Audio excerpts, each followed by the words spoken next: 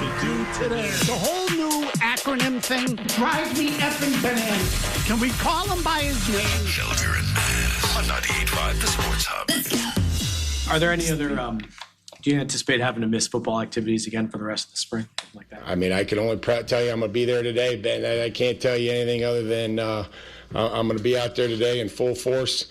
And I mean that because, who knows what's going to come up. I'm not even, anything could happen. And so I'm going to focus on today. But in the excitement that we've had and that we've built so far, and the conditioning that we've tried to incorporate into our practices and the weightlifting and all the things that are critical. Rusty in Chicago, Murray wanted me back in the A-hole chair, so here you go. Or notice that it. How did that work yesterday? I was listening. I was like, okay, they switched it up. Is this like something, hey, you bring the ball up, I'll bring the ball up? How did that work? Murray and I believe in doing whatever is best based on the opponent. Okay, so was your game plan specific? You're not one of these we do what we do organizations? No, we are not. Nope. And I thought it was cool. It was cool to have experienced that on Tuesday. You're in the A-hole chair on Tuesday. Then Murray becomes the A-hole yesterday. And then now you're back to being an A-hole. Correct. So look, generally speaking, in all seriousness, Murray tomorrow? No, Mazz tomorrow. No, okay. Meet him, but tomorrow's an easy day because it's Friday. We do agenda free. Right. It's kind of a cruise control. Think of it in that term. Yep. You sort of put the car on cruise control, and that's it. I like to refer to it as mail-in Friday. So I will say, though, Michael, that generally speaking, I don't like this chair. I generally don't. I like to sit in that chair. Me too. But what we decide to do, we might as well talk this out now, just quickly. What we decide to do is based on who the third person is, because I would prefer to be there. But if it is someone who is more a headlines person than a co-host, then I will sit in this chair. And Murray prefers to be in this chair. I prefer to be in that one, but it doesn't always line up quite right. Murray, is that a fair characterization of what it is? Yeah. Okay. Yeah. If the other person's too big to do headlines, then I stay put. That's another way to put it. Okay, yes, that's a good way to look at it. You're too big to do headlines. A few things. No, I just suck at headlines. I did it before. I'm like, wow, you guys make it sound easy. It is not easy. I've tried it before. I'm like, oh my God, get me out of here. And when I say you're too big to do headlines, I mean that metaphorically, not physically, because the size of your head right now might make it. And I mean your right cheek. Come on now. I mean, are you storing walnuts in there? Let's get this over with right now. Come on in. I didn't think it was that noticeable. Camera 2, zoom in, please, on Michael's face. Come on, right here. So what happened? Middle of the night. Jaron Duran just slugged him after the Red Sox game. Oh, my God. Yeah, Holley's right cheek is a little puffy. Oh, man. Middle of the night, 2 a.m. I'm looking at – so, look, I've got I don't want to bore you with all the dental details, but there's an inflamed tooth on the right side. There it is. Look at it. I guess it is kind of noticeable. It is from that angle. Yeah. So, Murray, I said to him, like, you ever go on a public basketball court and there's a ball there that has sort of like a little. Yeah, it's got a bubble in it. It's hemorrhaged. Yeah. It's hemorrhaged. Like there's a bubble, but that's what Holley's head looks like today. Holley's got a bubble on the right side of his head, and looks like what I would call I noticed Roger Clemens was at Fenway Park over the weekend. And he's now thinner, but when he was fat, he looked like Holley. Thank you. I've been compared to Roger Clemens. That's a compliment. No, I got this inflamed tooth. And my dentist is like, hey, yeah, I got some antibiotics for you. I said, all right, doc, what do we do about the swelling? Put some ice on it? Nope, that doesn't work. I said, how about some Tylenol? Nope, that doesn't work. You just got to get through it. So it's going to be, you don't have anything to do. I said, no, it's going to be on the air at 2 o'clock today. I'll be on the air at 10 o'clock tonight. So, hey, fine. Here it is. They didn't give you anything for the pain? Oh, yeah, the pain. I feel, Murray, I feel great. Oh, okay. I feel great. Murray, interested in a little side deal? Yeah, Murray will give you something. Hey, but Murray. Couple perkadoodle-doos. If you got some other stuff, we can, you want to, some black market stuff? Okay, fine. And after the show, we can do that. After the show, you won't need to walk home because Murray will take you by flight. You're talking about cruise control. Maybe let's make it a cruise control Thursday. Pop some stuff in there, and we're off and running. Okay, Okay, so that's more Grab Ass Murray than I think we've done ever on a Felger and Mazz show to start at the beginning of the program. 617-779-0985. We'll open up the phone lines right away. But We want to hear your grab ass today. That comment by Mike Vrabel that I'm not, I can't tell you what's going to happen tomorrow. And I'm giving you the short version. I can't tell you what's going to happen tomorrow. All I know is I'm going to be here today. Anything could happen tomorrow. How did you read that, Michael? Look, humility is too strong, Mazz, to say that Mike Vrabel has been humbled by this experience, because I'm not sure a big personality like that is going to say, oh, I'm just totally humbled. I'm a different man. I'm transformed from this experience. But think about Mike Vrabel saying that in 2026, and then in your mind's eye, go back to 2025, and that Vrabel, that guy who was he had the media by the balls. He really did. He felt like he could do anything, say anything. He could shape the conversation and steer the conversation anywhere he wanted it to go. And he even tried to do it on day one when those photos came out with Diana Rossini. This is laughable, right? Come on. I'm in control here. We're not going to talk about this anymore. And I think he knows, at the very least, he may think it's over. He may want it to be over. But I think he understands that things can kind of pop up. He's not in control of what TMZ is going to do, or what The Guardian is going to do, or what the New York Post has. So I think he's looking at it that way of like, hey, who knows what will happen? And then the other thing is, maybe Mazz and maybe the Patriots have other things planned for him. Not that he's going to lose his job, but maybe there's going to be some more time away in training camp or before training camp, and he's just acknowledging that without confirming it. So when you say more time away, meaning what? That he has to go to counseling? Maybe a couple of days he's not there. He's not there for training camp. So you think it has affected his personality? Yes. Right? Oh, yeah. At the very least. Before you go on, let me ask, you covered him as a player, didn't you? Yeah, covered him in high school. Oh, right, because you were in Ohio. Yeah. Right. He was a senior in high school. We're about the same age. 4 years difference. He was a senior in high school, and I was my first year reporting. Did he remember you? Oh, yeah. Okay, interesting. Yeah, he was the same. In high school, he was the same. Yeah, no, listen. It wasn't as perfected in high school, but clearly he was the smartest guy on his high school team, great athlete at that time. He was a tight end and a defensive end. One of the best athletes I've ever covered. Seriously, great. But he'd give it back to you. He'd hold his own with people who were much older. I think part of that comes from being an only child, too. Sometimes you're in conversations that you're in adult conversations where a lot of other kids aren't, hey, go and play with your friends. But no, you're hanging around with grown-ups, and so you know how to handle yourself. But I think if he has not been totally humbled, I think he at least comes away with more respect for the gossipy / tabloid media, where I don't think he really took it seriously before. You got to take it all seriously now, man. Look what they're doing. They had these photos. They're chasing you down in the airport. It's constant. And it's almost like a crowdsourcing thing. Once the New York Post had it, New York Post had what it had, then people were throwing out, hey, how about this? I got this in this Tribeca bar. Hey, how about this? In Tennessee, she was pregnant, and she signed her. I remember them. So you just got to understand, I think he knows now, you got to understand, like, when you're Mike Vrabel, head coach of the Patriots, stuff happens. It's hard to just shoo it away. You can't shoo this stuff away anymore. Yeah, you're not going to hide, right? I mean, that part of it is true. And the other thing is, look, what you learn is that there's only so much you can control. You might think you can control more than you can, but you can't. And so you just have to accept the stuff you can't control. It's part of maturity is what it is. So, but the part I'm interested in is because Murray and I heard this yesterday, and I don't know how you operate, Michael, but for me, it takes a day or two for stuff to sink in. Same, yep. So my immediate reaction is, he had the back and forth with Mike Giardi. That's the Vrabel we know. Like, he's busting balls a little bit. He looks pretty much, and on the field, he looks pretty much like the same guy that most of them is back. But yet you detect that he's not the same.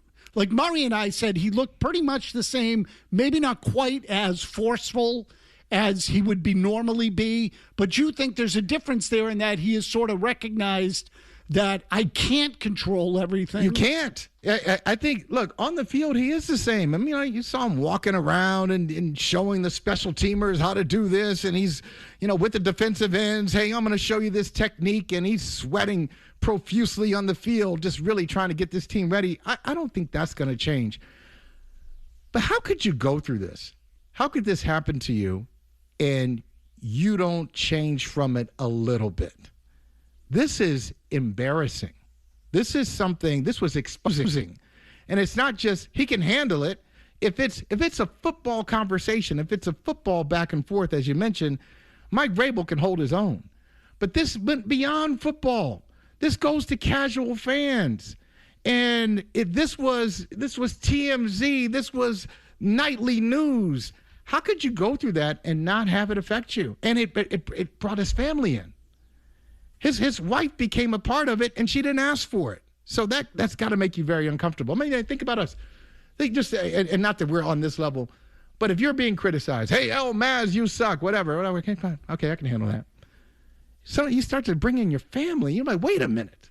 This is not what I signed up for. I give you plenty of fodder for me, but now his family's in, his personal life is under scrutiny. So, yeah, I think that changes you. Do you think it's going to affect the way he coaches the Patriots and his ability to do the job? Coaches the Patriots? No. Availability to the Patriots? Maybe. And I think, so yesterday after he got the questions, what was it, 4? My guess was like 3 to 5. I think he got about 4 Rossini-related questions. Okay, so after yesterday and the way he answered it, good filibuster, good use of time there, little rope-a-dope here. Belichick trick. Let me just come over here, and I'll just stand in this corner for a little bit and let the clock wind down. The way he answered it, pretty good job. It seems like it's over, but I keep saying it, and I think you agree, it's over until we hear from Diana. So, Robert Kraft, if I'm you, man, I'm spending some extra money. I'm trying to pay her off. I don't want to hear from him. If Kraft wants Vrabel to remain as head coach and to be unbothered by all this stuff, pay off the messenger. Maybe they already have. I mean, who knows? Because if she says anything, Mazz, anything, it's bad for Vrabel. Yeah, the whole thing gets life breathed back into it. And you're right that the Patriots have a vested interest here, obviously, because the whole direction of the organization turned around the day this guy walked in the door. So, just quickly, Michael, we talk a lot about the most important days in a franchise's history or in Patriots history. The day they hired Bill Parcells, the identity of that franchise changed. Amen. And it wasn't on the same level this time through, but after the end of Belichick, the Mayo disaster, the Patriots were headed down a bad road. They lost credibility. They obviously had lost the ability to win on the field. Mike Vrabel restored their credibility. So he does have value to the Crafts. But I am curious as to what fans out there think of Vrabel yesterday now that they've all had a day to digest it, like we have, like I have, like you have, and whether or not they saw the same Mike Vrabel, they saw a different Mike Vrabel. I know what the Yahoos are going to say. The Yahoos are going to say that Vrabel hasn't changed. He's the same guy. The rest of you can go to hell. Okay. It was a non-story to begin with. Okay. That's what the Yahoos are going to say. Well, but we did hear from a couple of people yesterday, that one caller in particular who called up and said, nothing's going to change. In my mind, this guy's a fraud. He's a phony. I can't put any sort of faith in him. I thought that was a little strong because I don't think his transgression, just to use that word, was a crime. In fact, it's pretty common in our society. So yeah, it's not a crime. It's not a crime, but I think people get past this. Is my point. Yeah, but you can't say it's the same. It's not the same. Whether you feel it's problematic or not, it can't be the same because last year, everybody was excited about Mike Vrabel, and he talked about football and he talked about family and he emphasized that. And so if you bought in, if you're one of the players who bought in, maybe you're not mad at Vrabel for what happened, but you think back to you sitting in those rows in 2025 and like, yeah, this is my kind of guy, authentic, talking about he wants to know about our families. He wants to talk about his family. And then you see this happen. You're like, well, wait a minute. wait a minute, okay, that was a little BS. I mean, he's cool. I'm not going to shut down on him. I'll still play for him. He's got football knowledge to dispense, but it's different. You can't, to say nothing has changed, I think is so naive, and it's like burying your head in the sand. Of course, it's changed. It did. Oh, it definitely changed. I'm just saying I think people ultimately accept it and move on. And when I say people, I mean the people that work with him. I mean, I think his players will say, okay, I look at him differently, but he's still my coach. Still my coach. And so I think that most of the fans will because they want to, because what matters to them is the football. There's no personal relationship there. But there was something Vrabel said yesterday that I thought, frankly, was a cop-out. And really, he wanted to, distance himself further from this whole thing with Diana Rossini, and I thought he gave a cop-out answer. We touched on it yesterday, but I want to get more into it today because it was, frankly, looking back, it was bullcrap, complete total bullcrap. So Holley's here, Murray's here as usual. We'll get to that. Jimmy Stewart and Kevin Majori as well producing today, but we'll get to that Vrabel comment when we come back on Felger and Mazz.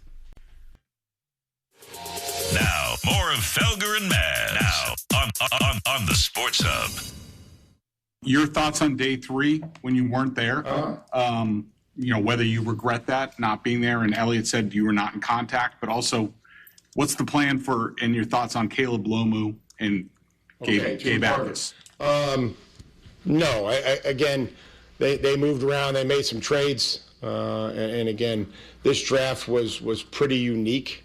I don't know, if it's really been talked about, but they're just the volume of players in the draft wasn't what it normally is. And we saw a lot of players that went back, to school that probably could have come out. I would imagine that it's the NIL and their ability to go back and play for being compensated in college. So the numbers were down. And so the number of players in that pool was down. So I just felt like that was interesting. We moved around, excited about the players that we got, studied most of them. They knew my affinity for some of the players that we took. And then admittedly, I don't know if I'm going to know the 300th player in every draft. Vrabel yesterday on the two-pronged question by Greg Bedard. I like asking them one at a time. Yeah, I can tell you didn't like that. Okay, so just one at a time, stick to one. I'm sure Greg thought he wasn't going to get the mic back. So whatever. I'm not the interview specialist, John Sawatsky, calls that a double barrel. Yeah. Asking two questions at once. Generally, one gets answered and the other one doesn't. But I hated his answer. Yeah. The whole thing of, well, this draft was different. I mean, there weren't a lot of players in this draft. As if to say, well, me skipping out was no big deal because the draft sucked. And so there were no players in the final rounds of the draft anyway. What? That's ridiculous. You should still have input on the draft. Even right. So, but am I wrong to say that's how it came out? No, that's how it came off? It's a half-assed answer. It totally. Go ahead, Murray. I'm sorry. No, and that would be a half-assed approach if that's how you're really handling it. It was no big deal me missing that day. It kind of is. I mean, it's part of your job. You're supposed to have input on some of these prospects that you're drafting. You can't just. If that was the case, all these other coaches would blow it off to do whatever the hell that they wanted to on that last round. It's not that important. Murray, exactly right. I'm still trying to think of somebody who has missed it. A head coach missing day 3 of the draft. Like, you can't. I just don't. This is my problem, Mazz. You can't go around and say, wow, the Seattle Seahawks did a great job. Look who they got on day 3. Look at all these picks. You can't, rave about day 3 picks. And then when your coach doesn't show up, say day 3 doesn't matter. It does matter. And no coach misses the draft. It's a huge deal. Now Greg asked him a lot of things. He asked him about regrets. Does he regret it? And just his thoughts on it. And his answer on, hey, this was a weird draft. Okay, all drafts are unique. All drafts are their own animals. They have their own personalities and their own identities. And it is your job. It is your job to familiarize yourself with as many prospects as possible, even 300. That's right. That's your job. Yeah, that's right. And I just thought it was kind of a, because the draft didn't really matter, so that's why I skipped it. And the way he said it, I just thought that was interesting, is what he said. No, you didn't. You're saying it because you're trying to justify your absence from the draft. That's what you were doing. You were trying to justify your absence from the draft by saying, well, there really wasn't a lot at the end of this draft anyway. So every kid that was drafted at the end of this draft now sucks.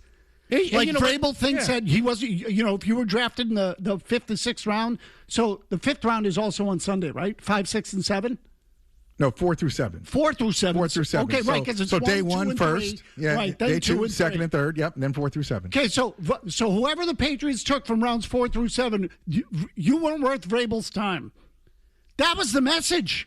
And you know what? And we didn't spend enough time in this yesterday, which is why I want to do it now. That's a lousy answer.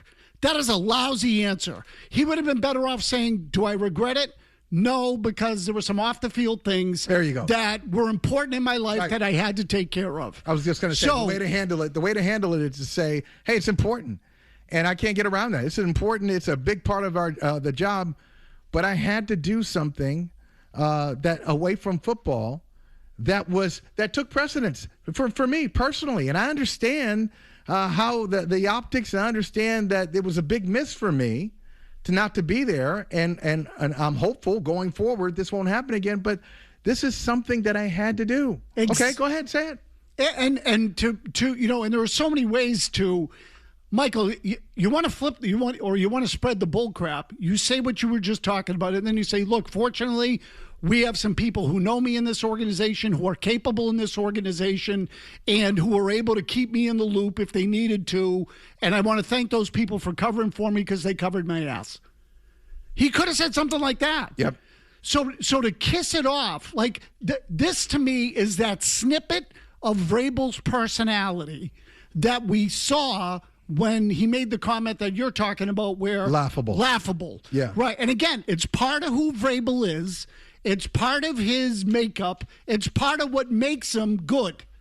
Okay, it is, because one of his real strengths is to look at someone and say, what do you know?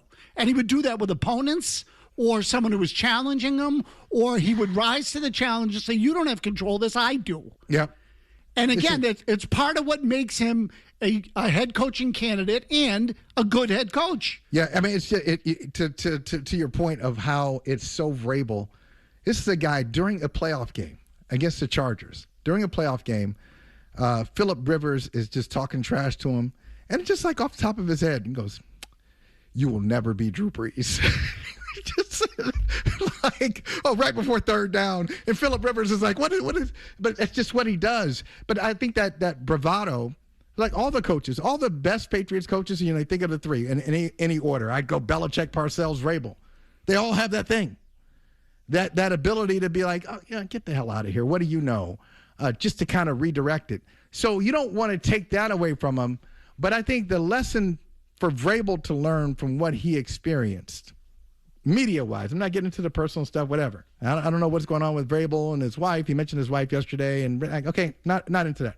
But the lesson to be learned is, hey, man, you control what you can, but you can't talk down to the media and think that it's always going to fly. Sometimes it will, especially if you win a bunch of games in a row like the Patriots did last year. But in the offseason, if something goes down, you ain't going to talk your way out of this ish. You can't. And so I think he's got to understand that. Oh, gosh, I just thought the way he handled that with Bedard, the question was from Bedard, but the way he handled it, I thought was, oh, that sucks. That answer sucks. And again, it struck me yesterday. When I listened to it again, I get angrier about it. But this is how I work. I'm on sort of like a time release. Where's the sponsor? Where's the sponsor on this? What's going up Mazz's ass today? What's going up your ass today? Now that you mention it, let me see if that's actually on the list today. Is that on the list? Stu, is that one on the list today? It should be. That's perfect. No, I don't think it is. Oh, that's too bad. No, it's too bad is right. But, man, I'm like that. I tell Felger I have a slow absorption rate. Okay, like diffusion. Yeah, you'd be one of those reps guys in sports and football. Hey, first time, it's not going to get it. But then he let him think about it a couple of times. Oh yeah, he's got it. Seriously. And now he's really mad about it. It just takes a little while to sift through. But I just thought it was a crappy answer to completely minimize day 3 of the draft as being unimportant because it was a suck draft. So, that is what it is. Like, as if to say, the guys that we took from the 4th through the 7th don't really mean anything. I thought that was kind of a crappy way to handle that. And also, Mazz, I mean, do you think it was, and just quickly I'll say it, do you think it was a little bit about losing power that day? If you're not going to check in on the draft, and they know how you feel about draft choices, but still, you can't make a call to Mike Vrabel when the Titans call, the Ravens call, and the Niners call and say, hey, how about if we, your 4th for next year's 4th and 6th or this and that. Hey, can you swap around? You drop down 17 slots and you come up here. That's not Vrabel. That's not Vrabel making that decision. That's Elliott Wolf and his team making the decision. And so if you're not there for rounds 4 through 7, and you're not checking in, and somebody else is making the call, didn't you lose a little bit of power? Yes, definitely. Yeah, and I don't think that went away. I don't think that has gone away. This is probably unfair to Elliott Wolf, but I'll say it this way. If it's me, he's not the kind of guy I want around, or if I'm missing work, I don't want him to replace me. I'll just say that. He's not that kind of dude who is going to fill in and just say, hey, I'm just here as a fill-in. I'm fine. I'll go back to my role. I don't think I really trust him like that. So, again, like the kid who made the pick yesterday in OTAs, Prunty. Yep. 5th-round pick. Wake Forest guy. So Vrabel apparently thinks that kid's not worth his time. He wasn't around for the draft, so he didn't think that kid's worth his time. Murray, you know who was also taken after on the final day of the draft? Who? The quarterback. Morton. Oh, geez, yeah. No, I paid as much attention to that part of the draft as Vrabel did. With good reason. Anyway, Murray's got your headlines when we come back. We'll play the second part of that comment because I know Michael Holley has very strong thoughts about what's going to happen at the left tackle position this year with the Patriots. We'll get to that when we come back. Go back to the phones for the 5 o'clock hour, Mazz, unless you have a fresh thought for us. God, no. Felger and Mazz, 98.5 Sports Hub. And then Caleb, really learning the pro game, learning our system, and some of the things that you see in college is not that they can't do it. It's just that they're not being coached to do it. And there's a lot of different ways to coach football and what you believe. And, so some of the techniques are different. And I think he's really embraced those. It's been an unbelievably coachable player. It's just, he's young, right? He's young, he's big, he's athletic, and he's willing to learn. He's excited about learning.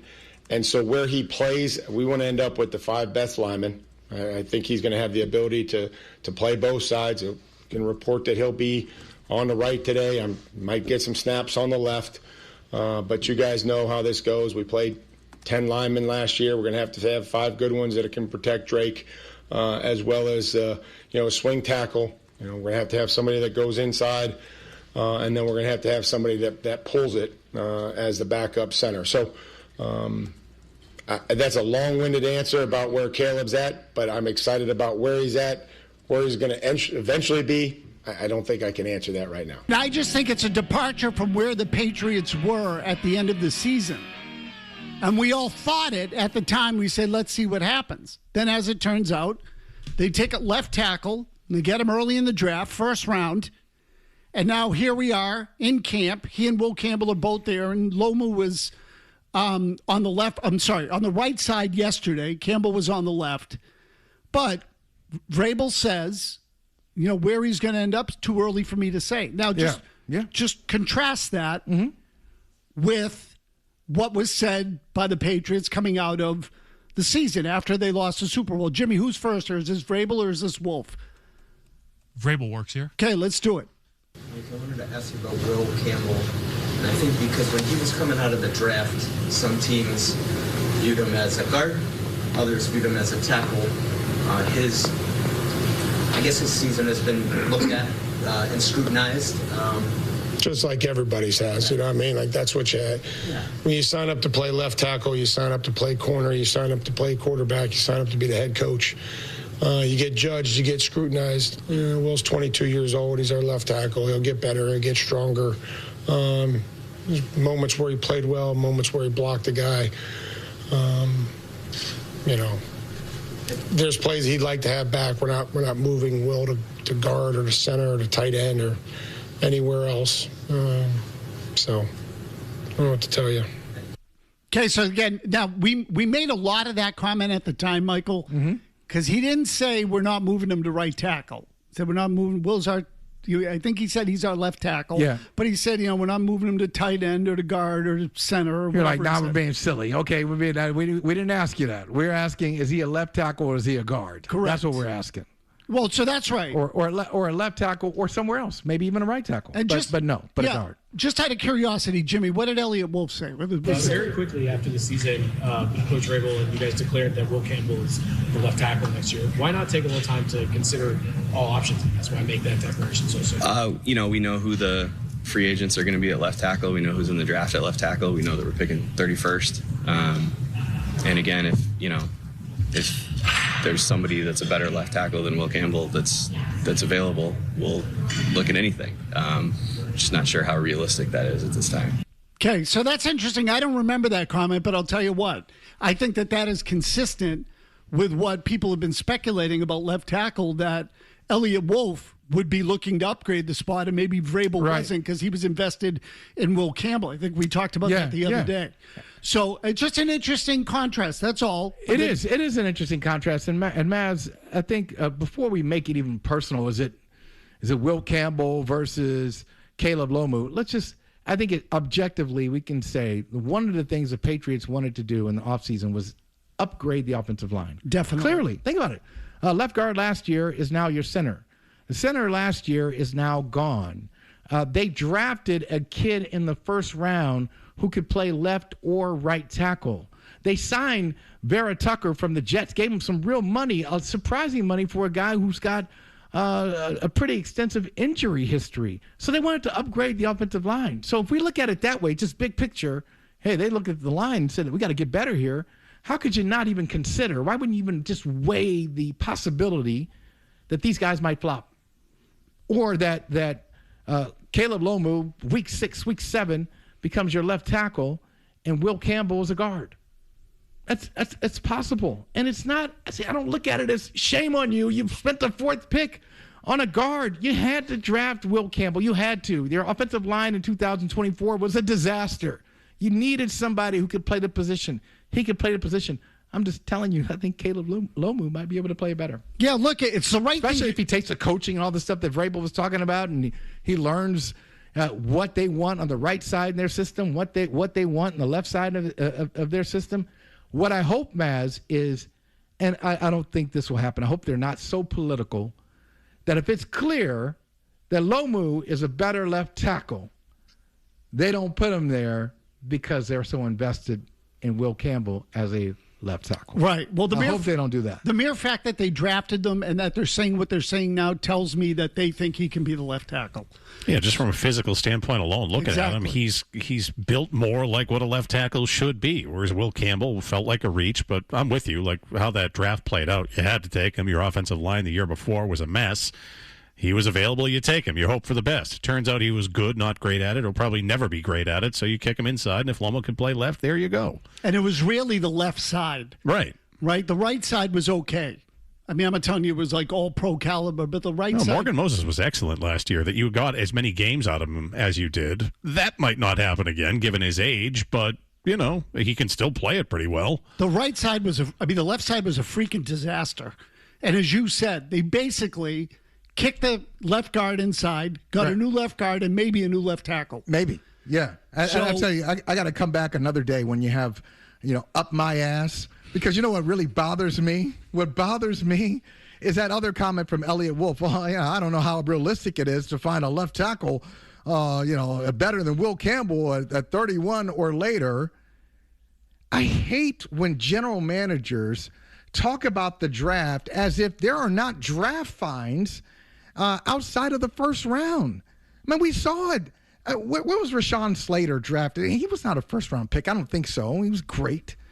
with the Chargers. We saw Matt Light here drafted in the second round. You see a lot of good players drafted after round 1. Slater was 13th overall. Okay, I take it back. All right, sorry. That's not up my ass. But overall, big picture. But he was picked later than Joe Alt was.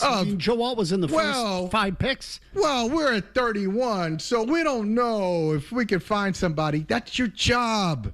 Your job is to find people. Don't go into a draft saying it's a weak draft and there are not a lot of players here. It's no good. I guarantee you, Mazz, 4th round, 5th round, 6th round.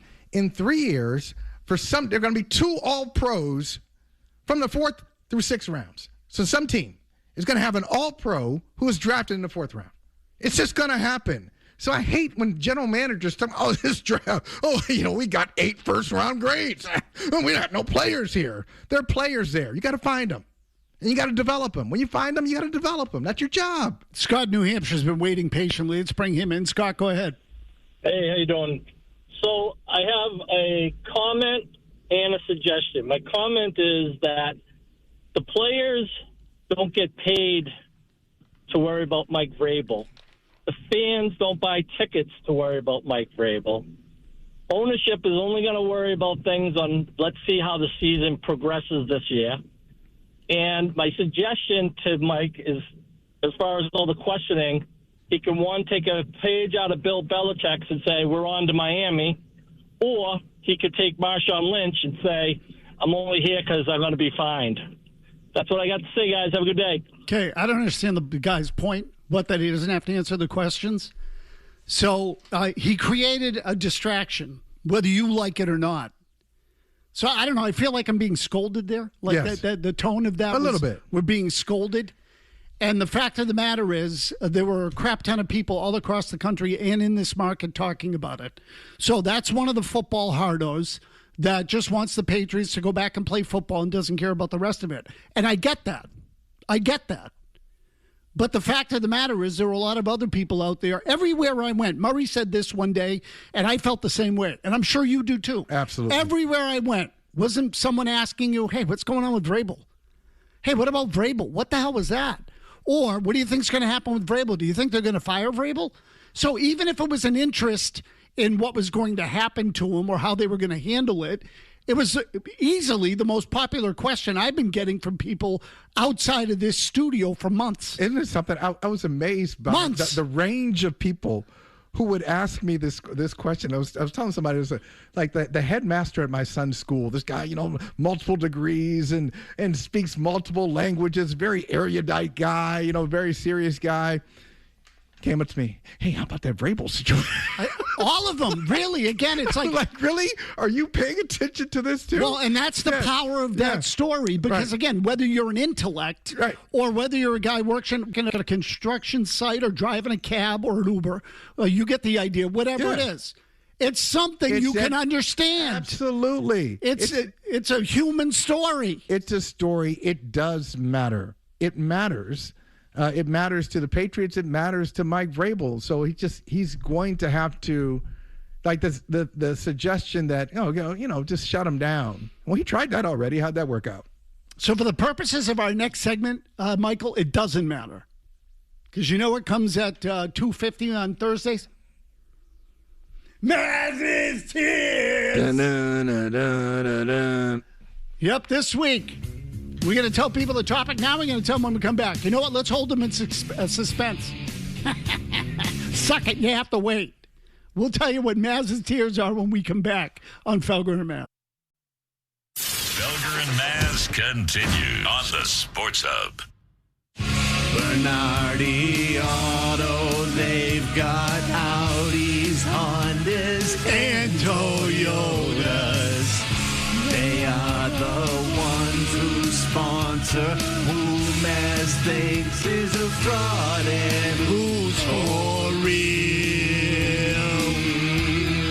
Mazz's Tears. Sing it, Holley. Come on. Mazz's Tears. Hold on. Let me get my pen. Mazz's Tears. Dallas.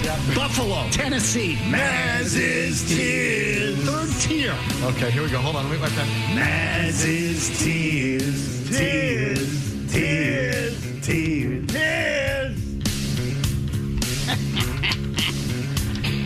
When it comes to auto dealers, the Bernardi Auto Group always finishes first with me. It feels funny reading this copy. That's because they sell and service Acura, Audi, Honda, Toyota, and Volvo. Bernardi for now, Bernardi for life. Find them now at BernardiAutoGroup.com. Great songwriter on that. Great executive producing. Jim Murray. Nice job. Jim Murray really is. They really should be called Murray's Tears because, as I've said to Murray many times, the song is really what launched it. It's all about the song. And, Anyway. and you can't hear the original without thinking about this.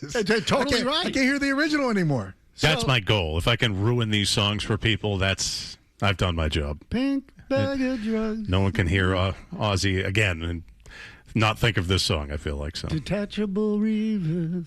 Oh, the Jets have signed Reavers. Anyway, Murray, do you remember what we were tossing around for tiers yesterday, what the possibilities were? Yeah, we're going with Jay Stu's idea, right? Right. This was the what ifs. We were considering best quarterbacks to never win a Super Bowl, but that's a pretty clear and defined list for the most part. Like, all you do is kind of Google it and say, Dan Marino. I mean, it's obvious. So just for the sake of discussion, I decided to play your stupid game, which is what if? How's that stupid? Okay. No, I love this one. Get the ones that'll generate calls and kill time. Well, so that is the idea, Murray. Now, let me just say that, like, there were some stupid ones that I think get silly. For example, what if the Pats hadn't drafted Brady? All right, well, that's obvious, isn't it? Like, so what I'm really looking for is access points or forks in the road where somebody made either there was a choice, basically, or something could have gone one of two ways and it went the other way. Yeah. You understand what I'm saying? Yeah, got it. Like, and I understand that's true of the draft, but 6th round pick, like, none of us knew what it was at the time. It wasn't a big moment at the time. I'm looking for something that you knew was a big moment and that maybe could have changed history if it had broken differently. How far back you going to? Okay. This is my question. You going back to Babe Ruth being sold? No, I didn't go back to Babe Ruth, but I did go back into the 70s. Like, so, for example, what I don't want to hear is what if the Celtics hadn't drafted Bill Russell? Okay, I didn't do that. Like, they did, okay? And I know that's true of all this, but you get the idea. So, Tony, there are two things before you get started here. Yes. One is this suggestion is my second greatest suggestion ever to the Sports Hub. Okay. The other is my first biggest suggestion was recommending Jim Murray to be hired for the Beetle chair. So Jimmy takes credit for you, Mike. Oh, okay. I have no problem. I've known that for years. You're on the Jay Stu tree. You're a part of his tree. Yes. All right. The Jay Stu coaching tree. That's a good one. The other thing is Big, we're at thick 3 branch. o'clock now. Do you want to do the headlines and then we have 15 to 20 minutes to clear through the tiers? See, that's what I thought you were going to say. There we go. Look at Jay Stu kind of just reminding you about the clock. We were talked off the air about the clock. Yeah, this is Jimmy taking control of the clock, Yeah. which is a good move. Mario gets you caught up on headlines, and we'll give you the what if tiers when we come back, starting with tier 3. Don't go anywhere.